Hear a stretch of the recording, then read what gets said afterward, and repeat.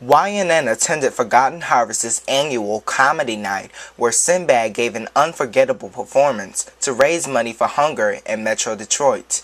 YNN went backstage to ask Michigan native Sinbad some questions about his career. I'm Gianni Crawford reporting.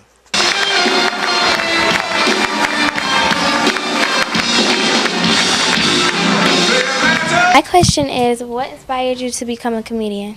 Oh man, at first when I was young, I just wanted to be famous, and I had decided what was going to be comedy, or I was going to play pro basketball, and I was playing drums, I was music, I was trying to be in bands and do funk music, but I was always acting a fool, and I didn't fit in too well when I was growing up.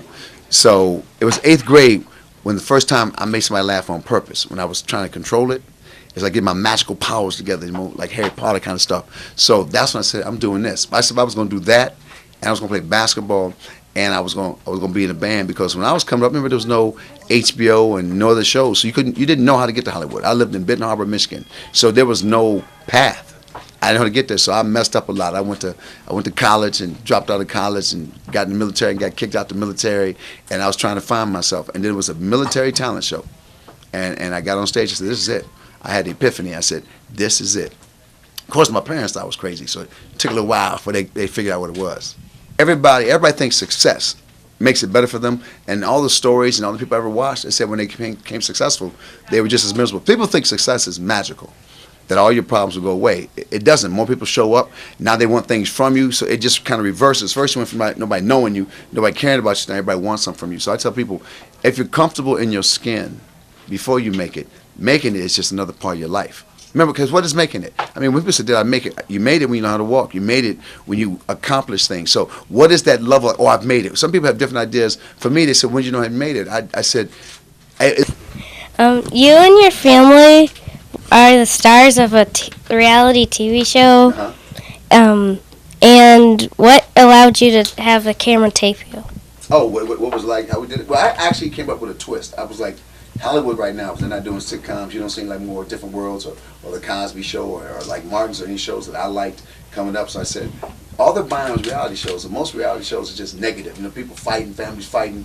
I said, I'm gonna slick them. I'm gonna do a show, and my family's funny. I said, I'm gonna do a show and we're gonna make it funny, like a sitcom, almost like a show called Curb Your Enthusiasm. So we took that show and I convinced them. It was a fight. I mean, it was a lot of fights with production because they wanted us to just be fighting all the time. And I said, no, man, let's do something different. I mean, it was weird getting used to people in my house, though. 12 hours a day, that ain't normal. People in the house. There was no one thing. It was a bunch of things that you keep doing. And then there's some things I haven't done yet. So I'm still trying to make it, To you is, why did you decide to do clean comedy?